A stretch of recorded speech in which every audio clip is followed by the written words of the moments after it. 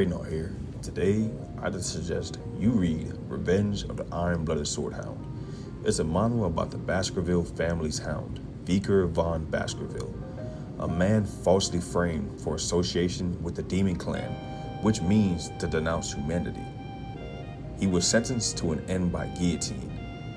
Before his demise, he made a pledge. If he were to live once more, he would no longer be a hound whose role is to be fully devoted to the family and bear all the dirty work, assassination, intel gathering, ambushes, and more without complaint, and live freely from the Baskerville family.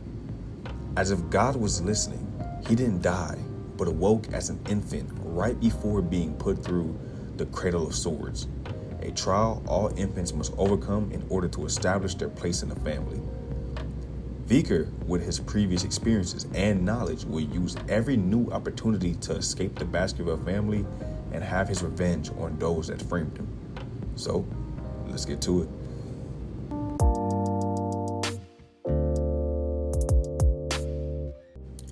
The original novel was created by Hugo and consists of 493 chapters and is complete. Its adaptation into a manhwa was done by Lee Yeon, known as I Stepped on Lego, as crazy as that sounds, alongside Redice Studio, consisting of 168 chapters and is still ongoing. Revenge of the Iron-Blooded Sword Hound is an action revenge regression manhwa with your typical revenge plot, but that's a facade intentionally input to get you engaged. As the story develops, we are led to a story with a very dark underlying conflict and something much deeper than revenge.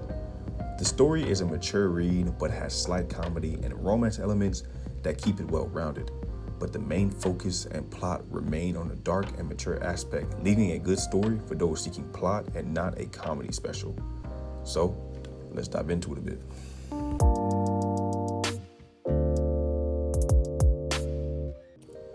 Our main character is Vikir von Baskerville, once the Baskerville family's hound, whose loyal efforts resulted in his end due to being charged and framed with the crime of associating with the enemies of the world, the demons.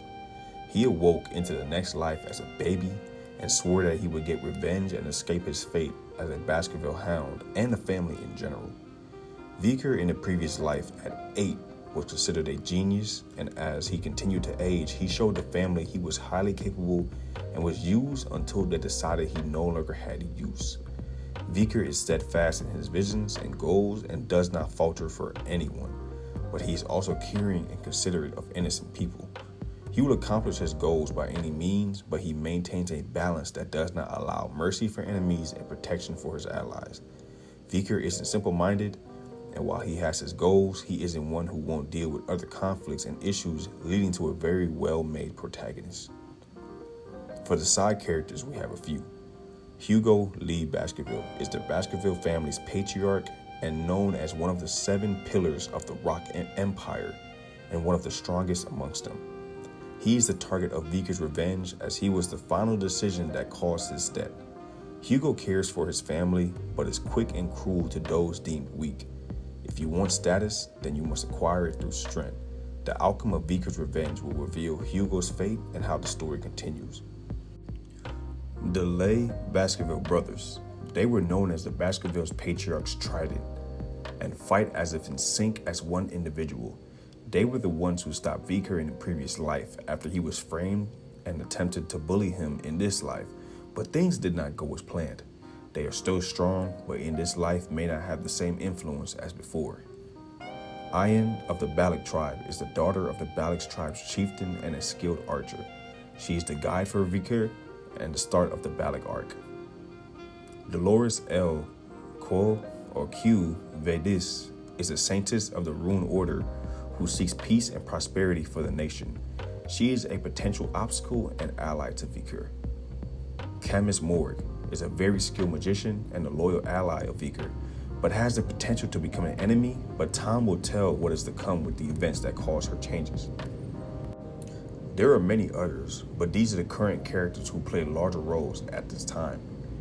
The main villain of the story is the Demon Clan, but our focus will be on the leaders known as the 10 Corpses. They seek apocalypse and the destruction of humanity so that they may bring the entirety of the demon realm into the current world. They are the main enemies of the story and provide major shifts with their appearances. Another villain are the traitors and demonic loyalists who seek to give up their humanity and join the demons for power and survival.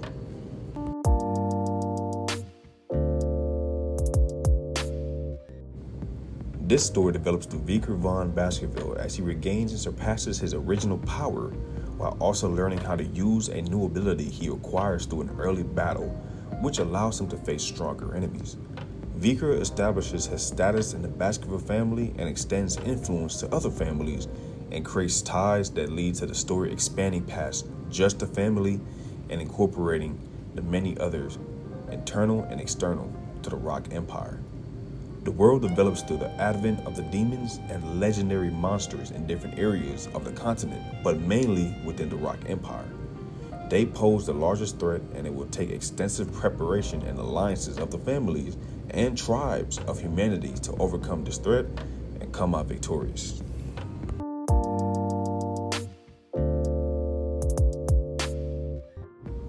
Revenge of the Iron-Blooded Swordhound was worth my time in my opinion, and not simply because I enjoyed the characters and the art was very well drawn, but it raised a question that most revenge stories forego. It leaves the protagonist questioning himself if the revenge he sought is still worth it, was it the right decision, and whether he should keep at it while the world begins to have more and more conflicts arise. It gives us a great variety of powers, families specialize in certain styles, and doesn't just focus on the one family as so many others do. It has good action, I have to reiterate, great art, and the story isn't carried by just cool panels, and it delivers an interesting read even with its academy art that most of us who read a lot of these types either love or dread.